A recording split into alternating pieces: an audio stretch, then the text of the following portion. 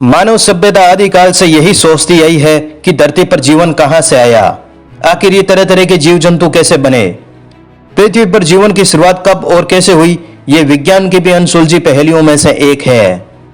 इस सवाल का जवाब जीवन को लेकर हमारा समूचा दृष्टिकोण बदलने में सक्षम है। जीवन को लेकर सबसे ठोस वैज्ञानिक दृष्टिकोण समुद्रों को माना गया है। हमने पिछले वीडियो में जाना पृथ्वी के निर्माण से लेकर जीवन की उत्पत्ति तक। आज हम जीवन की शुरुआत को विस्तार से जानेंगे।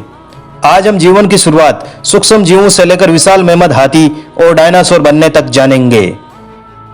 ये तो हम जानते ही हैं कि हमारी पृथ्वी 460 करोड़ साल पुरानी है। मानवीय मस्तिष्क अंतरिक्ष की विशालता की कल्पना करने में सदियों से संघर्ष करता आया है। इन 460 करोड़ साल में जीवन की शुरुआत कब हुई? अगर जीवन की शुरुआत तक पहुंचना आसान था तो पृथ्वी बनने के तुरंत बाद ही जीवन शुरू हुआ होगा। अगर जीवन की शुरुआत तक पहुंचने का सफर कठिन रहा होगा तो पृथ्वी पर जीवन शुरू होने में काफी लंबा समय लगा होगा। पृथ्वी पर जीवन की शुरुआत 380 करोड़ साल पहले समुद्रों में हो रही थी। आज से तकरीबन 350 करोड़ साल पहले धरती पर उल्कापिंडों की बारिश शुरू हुई।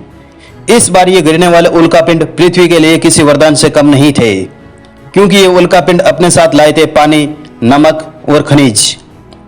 पृथ्वी के लिए यह किसी अनमोल खजाने से कम नहीं था, क्योंकि यह धरती को जीवन देने वाला था। इन कमेंट्स में उपस्थित कार्बन, एमिनो एसिड और प्रोटीन भी थे, जो जीवन की पहली कड़ी होते हैं। वेल फ्रेंड्स, यहां तक हमने जाना पृथ्वी पर जीवन का पहला बीज कहां से आया।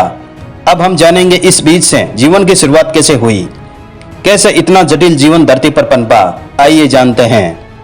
मैं हूं आपका दोस्त दिनेश चौधरी और स्वागत करता हूं मेरे YouTube चैनल के इस वीडियो में, पृथ्वी पर जीवन की शुरुआत। ये तो हम सब जानते ही हैं, पृथ्वी पर जीवन प्रदाता समुद्र ही थे। समुद्रों में गिरे उल्कापिंड नीचे सतह पर जाकर जमा हो गए। करोड़ों सालों तक समुद्र में उल्कापिंडों की बमबारी होती रही, परंतु यहाँ समुद्रों की गहराइयों में तापमान बहुत ही कम था। यहाँ सूरज की रोशनी पहुंच ही नहीं सकती थी, लेकिन समुद्र की गहराई में ज्वालामुखी चिमनियां मौजूद थी, जो पानी को गहराई में भी गर्म रख सकते थे। हल्की गर्मी से पानी थोड़ा गर्म रह सकता था, जिससे पानी में केमिकल रिएक्शन होना शुरू हुआ। पानी में मौजूद केमिकल एटम्स ने जुड़कर एक चेन बनाना शुरू किया, जिससे जेनेटिक मटेरियल का निर्माण शुरू हुआ।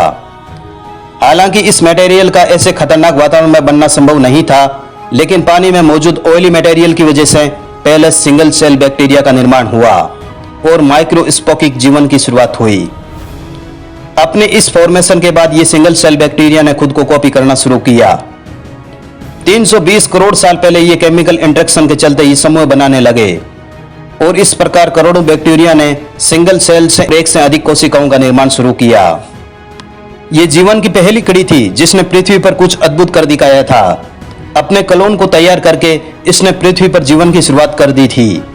तब ये कोशिका इस बात से बिल्कुल अनभिज्ञ थी कि इसी से आगे चलकर हम इंसान, जीव जंतु, पेड़ पौधे, पशु पक्षी, विशाल मेमन हाथी, डायनासोर तक इसी से विकसित होने वाले थे। अपने क्लोन को बनाकर ये सिंगल सेल अब रिप्रोड्यूस करना सीख चुके थे, जिससे धरती पर इनके सर्वाइवल के चांस काफी हद तक बढ़ गए थे। ये एक कोशिकीय जीव समुद्र के नीचे अब बहुत तेजी से बढ़ने लगे। पानी में हर तरफ एक कोशिकीय जीवों का साम्राज्य फैल गया था।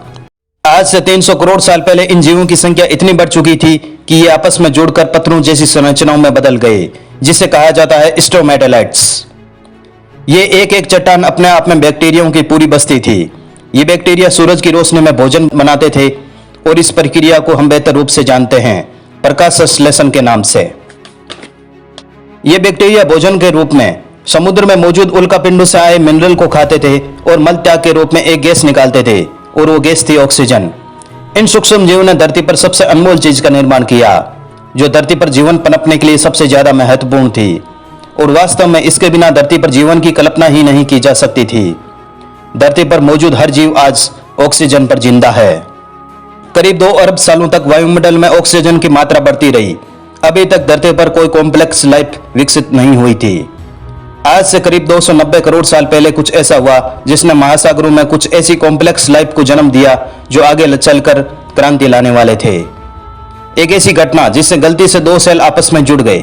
दिलचस्प बात यह थी कि इस मर्ज हुई कोशिका में अपने आप को कॉपी करना शुरू किया और उत्पन्न होने वाले बाकी सेल्स भी इस प्रक्रिया को जारी रखने लगे, जिससे आने वाली पीढ़ियों में एक की बजाय 2 कोशिका थी। ये सेल्स रिप्रोड्यूस करते गए और अपने आप को कॉपी करते गए। सदियों तक होती इस प्रक्रिया में एक वक्त ऐसा आया जब सेल्स एक दूसरे से अलग हो गए और इससे कई बिलियन प्रजातियों का विकास हुआ। पानी के अंदर हुई इस फॉर्मेशन से कई प्रजातियां पनपने लगी, लेकिन हमारे विकास के लिए जो जिम्मेदार थे वो थे ये 3 इंच के लंबे वाटर वॉक। आपको जानकर हैरानी होगी कि पानी के अंदर जो आप देख रहे हो ये दरअसल हम हैं। आज से 200 करोड़ साल पहले धरती पर कोई महाद्वीप मौजूद नहीं था। धरती पर कुछ छोटे छोटे द्वीप मौजूद थे, मगर समय के साथ धरती की क्रस्ट में हलचल होने लगी। इससे धरती की सतह कई सारी टेक्टोनिक प्लेट में टूट गई। फिर इन प्लेट्स के मुंह के कारण ये छोटे छोटे द्वीप आपस में जुड़ गए और एक सुपर कॉन्टिनेंट का निर्माण हुआ जिसका नाम था रोडिनिया। इस वक्त धरती का एवरेज तापमान 30 डिग्री सेल्सियस और दिन 18 घंटे का हुआ करता था, मगर यह समय के साथ परिस्थितियां बदल रही थी। आज से 80 करोड़ साल पहले धरती की रूपरेखा बदल रही थी। धरती का सुपर कॉन्टिनेंट रोडिनिया कई भागों में टूट गया और धरती का लावा ज्वालामुखी विस्फोट के साथ बाहर निकला। इस विस्फोट के कारण धरती पर कार्बन डाइऑक्साइड की मात्रा काफी बढ़ गई। अब धरती का आसमान ज्वालामुखी के धुएं से ढक गया, जिससे अम्लीय वर्षा होने लगी, जिसके कारण बादलों में उपस्थित कार्बन धरती पर जमने लगा और चट्टानों का आकार रहने लगा। वातावरण में कार्बन डाइऑक्साइड की कमी के चलते धरती पर हिमयुग की शुरुआत हुई। यह आइस एज अब तक का सबसे लंबे चलने वाला आइस एज था, लेकिन हम सब जानते हैं हर बनने वाली वस्तु का एक दिन अंत होता है। धरती पर एक बार फिर से ज्वालामुखी विस्फोट होने लगे, जिसके कारण धरती पर जमा बर्फ फिर से गलने लगी और पृथ्वी फिर से सामान्य स्वरूप में आ गई। आज से 70 करोड़ साल पहले महासागरों में अब दुनिया बिल्कुल बदल गई थी। यहाँ चारों तरफ समुद्री पौधे, बड़े बड़े जीवों का निर्माण होने लगा था। उस समय का सबसे बड़ा दैत्याकार समुद्री जीव था एमेलोकोरिस। अब तक महासागरों में कई अरब समुद्री जीवों का निर्माण हो चुका था। उनमें से एक था पिकाया, जिसमें रीढ़ की हड्डी मौजूद थी, जो आगे चलकर बहुत से जीवों के बनने का कारण बनने वाला था। आज से 45 करोड़ साल पहले धरती अब काफी हद तक अभी की धरती जैसी अवस्था में आ चुकी थी, परंतु अभी तक जमीन पर कोई जीवन मौजूद नहीं था और ना ही कोई पेड़ पौधे मौजूद थे। वातावरण में बदलाव के साथ वायुमंडल में एक नई परत का निर्माण हुआ। उसका नाम था ओजोन परत। ओजोन परत के कारण धरती पर नए नए सवाल पनपने लगे और धरती पर नए नए पौधे भी उगने शुरू हो गए थे। समुद्र में रहने वाली ये मछली टिक्टेलिक, जो पहली जीव थी जो समुद्र से निकलकर जमीन पर आई, ये अपनी पूंछ के बल पर धरती पर चलने लगी। दोस्तों, हम सब जानते हैं कि सभी जीव इवोल्यूशन से बने।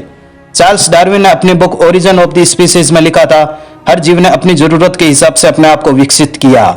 इसी प्रकार 2 करोड़ साल के विकास क्रम के बाद ये जानवर अब पूरी तरीके से जमीन पर रहने लायक हो चुका था और अब इन्हें कहा जाने लगा टेट्रापोड्स। आज से 35 करोड़ साल पहले ये टेट्रापोड्स पूरी तरीके से विकसित हो चुके थे। अब जमीन ही इनका घर था। जमीन पर अब विशाल और घने जंगल उग आए थे। ये वही जीव थे जो आगे चलकर विकास क्रम में बने डायनासोर।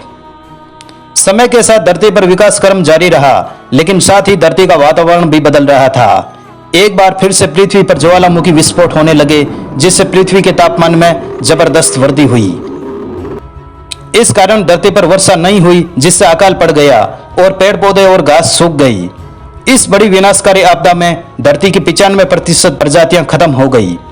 इस आपदा में कुछ जीव ही जिंदा बच पाए, जिन्होंने जिंदा रहने के लिए कुछ भी खाना शुरू कर दिया था।